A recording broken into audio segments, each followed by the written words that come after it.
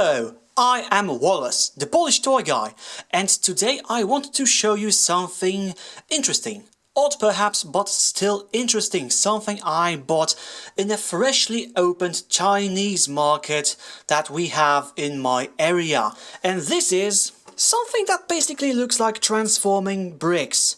Or should I say, toy bricks.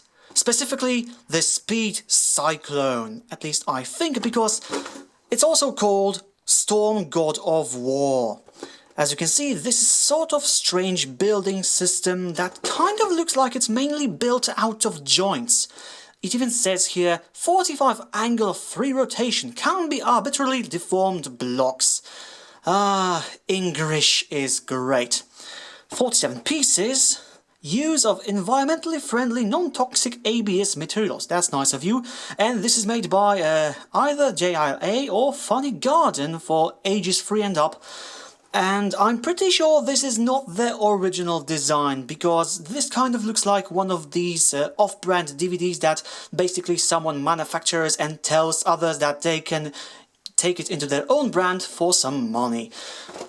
Because while I see this in this particular shop, some time ago I also got my hands on this. New brick set Transformers, and as you can see it uses the very same brick system, despite this time around being made by J&H Dragon Toys. So basically this kind of looks like a pass-around brick system. But I have to say this is kind of interesting. For one, it was cheap, 22 Polish złotys. You can translate that into your own preferred currency if you want. Of course, transforming, and the robot mode looks kind of human-like. Not maybe Transformer human-like, but yeah, we can see legs, arms, head, so it fits. And as you can see, we have more of them. Yes. Another design, and also one of these guys. Actually, this beetle thing was also cited in that very shop I got this from, in this kind of packaging. So yeah, definitely interesting. And I have to say, from the very cover I like this vehicle mode, and that's basically the reason I got this. Well, also for laughs, but yes, the vehicle mode intrigued me. So we shall see if this cheap sort of Asian toy will actually be worth the money I spent on it. So, what's inside the box? The first thing is the baggie with the parts. And these parts don't look all that bad. The plastic quality seems decent. No ripples, no stress marks. I wouldn't say it's Lego quality, but I say it's decent, maybe even promising quality. And the colors also seem nice. The blue, the red, the yellow.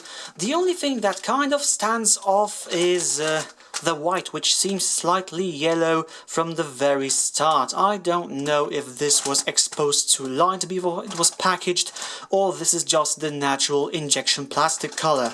But compared to other colors, it just kind of looks a bit off. Also, inside the box we have a double page or double printed full color sheet, and on one side we see how to assemble Speed Cyclone, and it looks kind of easy to follow. The pictures are not the biggest ones, but easy to follow nonetheless.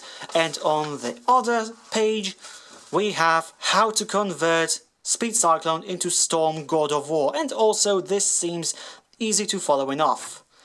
So how will this be after we assemble it? Let's find out.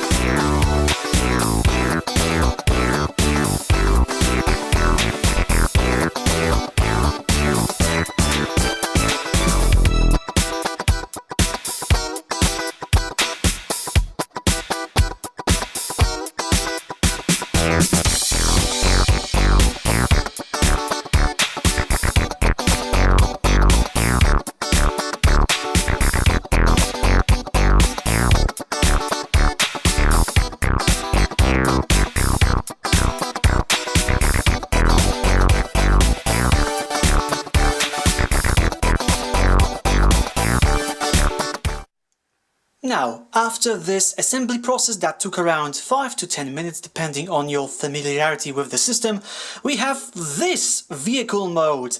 Honestly, I'm not sure what to think of it. It's definitely slightly more plain than the promo picture, which is very dynamic. This looks gorgeous. This requires some thinking. It's not bad. I'm not sure if it's good, but it's definitely not bad. It just requires some accustoming to. Yeah, we have 47 pieces now combined into this vehicle, which, as you can hear, is kind of wobbly. Nothing is rock solid here, but also not bad enough to disconnect on its own. And as you can see, we have this notch system, which allows us to easily place one piece in the other. Not always working according to the plan, as you've seen just now, but for the most part, it works. And yes, this is exactly what the box said. And what's surprising, it rolls really well, and it's kind of a Voyager scale sized. Let's see what we have for comparisons. Here we have the official Transformers Constructor Bots Elite drag strip, and we also have the Scout Ironhide from the same line. And both of these toys share something. They kind of require your imagination to work. Here maybe slightly less because we have a windshield, but here, yeah, we see it's a car, we just don't know what kind of a car. It's kind of up to us. So it's kind of non-descriptive, but we have a spoiler, 4 wheels, front, back. For small kids, this should be plenty enough to play with this as a regular vehicle. And also very colorful, kind of Gundam-like colors. Yeah. It may be not a replica of some supercar from the real world, but as a toy car, I think this actually works to some degree. And also, we can possibly connect this to other sets using this far protruding part. So, yeah, this is on one hand non-descriptive, but on the other, this gives you certain possibilities, and I would definitely not call it something boring. Unique and bizarre, perhaps, but not boring. And of course, this transforms, so let's convert it. We start by pushing down the spoiler, taking out the arms and straightening the hands. And now we move this forward, like this, and now we actually separate the legs, so we do it like this. Kind of helps if we go half split, like so, and now we deploy the heel spurs, like so, and now we just take the head up, and now our robot mode is complete.